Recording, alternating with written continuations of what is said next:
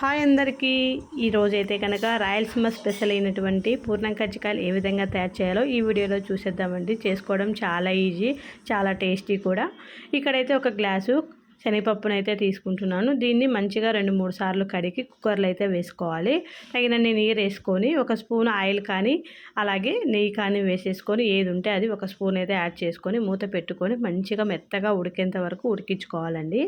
దీంట్లోకి మనము గోధుమ పిండిని కానీ మైదా పిండిని కానీ ఇలా చపాతీ ముద్దలాగా తడిపి పక్కన పెట్టేసుకోవాలి. నేనైతే కనుక 2 స్పూన్ల మైదానైతే తీసుకున్నాను. కొంచెం ఉప్పు వేసుకొని తగినన్ని వాటర్ వేసుకొని మంచిగా చపాతీ ముద్దలాగా కలిపి పక్కన పెట్టేసుకోవాలి. ఈ పిండిని ఆరిపోకుండా 2 స్పూన్ల ఆయిల్ అయితే యాడ్ చేసుకోవాలి. తడిపి పక్కన పెట్టుకుంటే సాఫ్ట్గా ఉంటుందండి పిండి. అప్పుడు రేకులు అనేది చాలా బాగా వస్తాయి.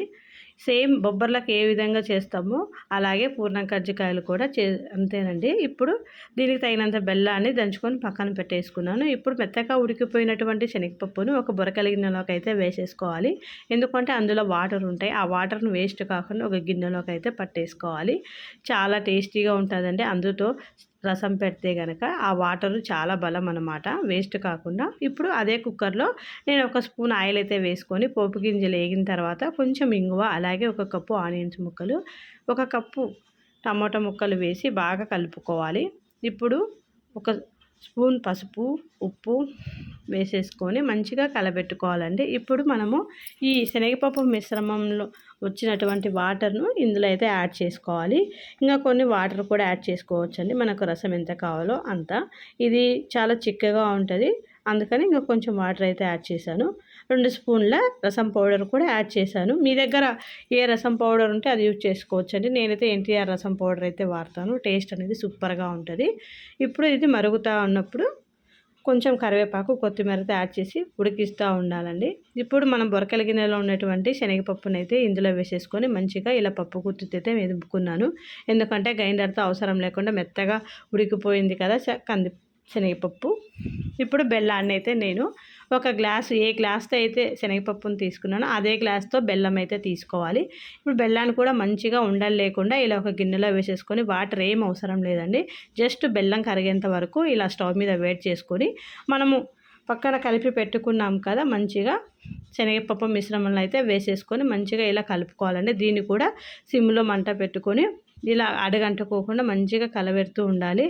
కొద్దిసేపు మంచిగా ఉడికిన తర్వాత కొంచెం దగ్గరకు అయ్యేంత వరకు మనము ఈ శనగపప్పు బెల్లాన్ని అంతా మంచిగా కలుపుతూ ఇలా దగ్గరుండి చూసుకోవాలండి. మంట అనేది సిమ్లోనే ఉండాలి దీనికంతా కూడాను.